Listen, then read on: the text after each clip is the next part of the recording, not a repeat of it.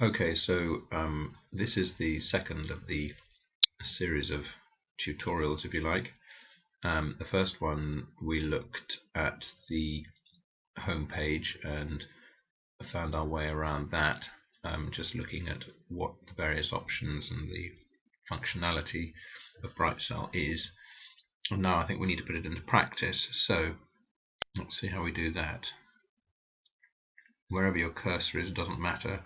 Remember, you right click, and there you might have to do it a couple of times, but essentially right click and it should come up. You get the BrightCell shortcut menu.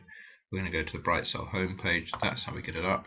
Right click there, and there we have got the BrightCell home page. So let's start then by looking at recording key data. Remember, this is where you're going to put in some fairly fundamental data, which is then going to feed through to everything else that goes on in the accounts. So we've got, here we have the name of this deceased data sheet, I've called this. We can scroll, if you're not fully on the picture, there we are, we can scroll across. Quite a lot of this information, anything that's in a white cell, will automatically be completed. The name of the deceased and the date of death you will have been asked for the first time you open up your BrightCell spreadsheet. But once you've done that, it can then be saved, and then you won't be asked for that again. If you want to change it, for example, you made a spelling mistake, you can click on the change button and you get to change it once.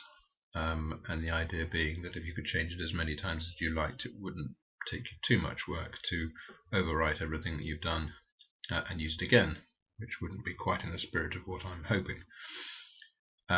Anyhow, so you do have the option to change. The date of the accounts, you remember, comes up when you open each time you're asked whether you want to change that. That is a blue cell, so you can write in that if there's nothing in there, or you want to overwrite it when you're halfway through, so you can always put that date in there. The percentage of the spouse nil rate band unused. Remember, if we've got transferable nil rate bands between spouses, depending on how much of the nil rate band's been used, you've got that to use on the second death. So let's just say that none of it was used. We can put in 100%, except we can't because that's not allowing me to do it, which is very irritating. Yes, there we are, 100%. You click on the yellow cell, and now you can see that the total nil rate band available for the estate has increased to 650,000 because we got the nil rate band on this death, as of the 13th of February 2013. That figure is read from a separate table of values and will automatically complete once you've got the date of death in. It's been 325,000, of course, for a long time, and looks like it's going to stay there for a bit. But anyhow, it will pick up that correct value. We've also got the inheritance tax rate, which is picked up from the table, and also the rate if you are looking for the reduced rate for a certain amount passing to charity. Due date for the IHT account, that's at the end of the 6 months. What is it? 6 months after the end of the month in which the death occurs. So that's shown as 31st August 2013, based on a date of death of 10th of February 2013, and that automatically works out for you. Similarly, the deadline for the deed of variation. So all those dates are calculated for you. Over here, you can put in things like the will date and the date of codicils and the date of the grant, and you can put in a synopsis of the terms of the will. All of that will carry through to the output of the estate accounts. I'm not going to bother with that now because there's nothing rides on that in terms of other than just completing that free text on those opening pages of the accounts. So what we can do here, let's do something else. Let's put in the name of an executor. I'm going to put my own name in here just for, I'm going to spell it. And let's put in Mary Jones. So there are two executors.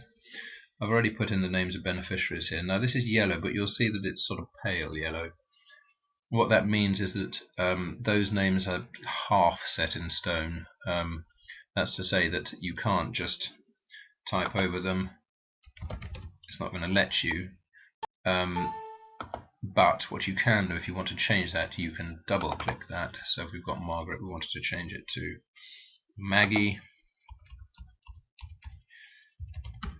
you can do that, click OK, and then it will work through. That's a slightly more complicated exercise because what BrightCell has to do is work through all the places where that name appears and change it through so that we don't end up with an imbalance. So that's why it's a slightly more complicated arrangement. But wherever you see a pale yellow, then it's a question of double clicking to put something in.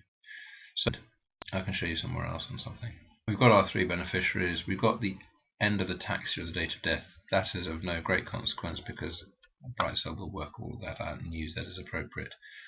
You can put in here the name of your firm and the name of the investment managers. I've not put in things like the name of the bank and the name of the accountants and so on.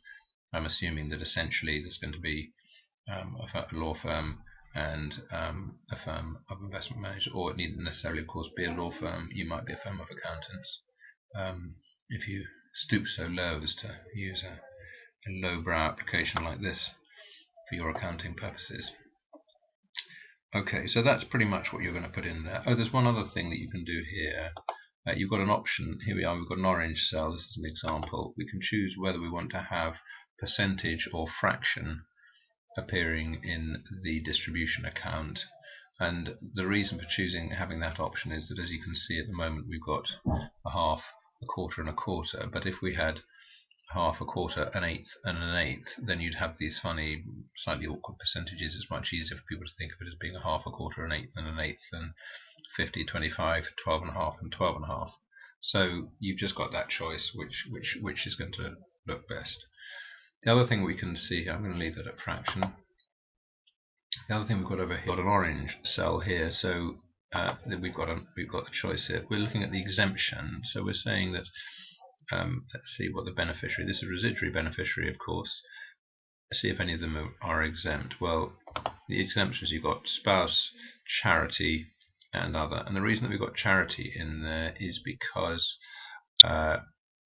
and we separate out spouse and charity. Spouse and charity obviously are exempt, and other, well, I haven't quite worked out whether there is another, but I seem to remember from law school days political parties was one, or maybe that formed as a charity. But anyhow, there might.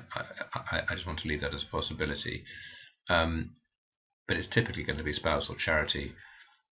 If you put charity, of course, then what BrightCell will do is pick that up and establish whether that is going to enable you to claim the 36% rate.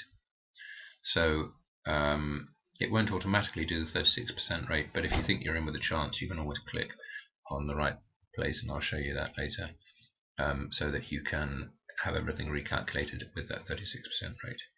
So I don't know that there's much more to say on that sheet. So again, I'm going to right click, up comes the BrightCell home menu, the shortcut, and up, and then click on the home menu, and that takes us back to the home menu.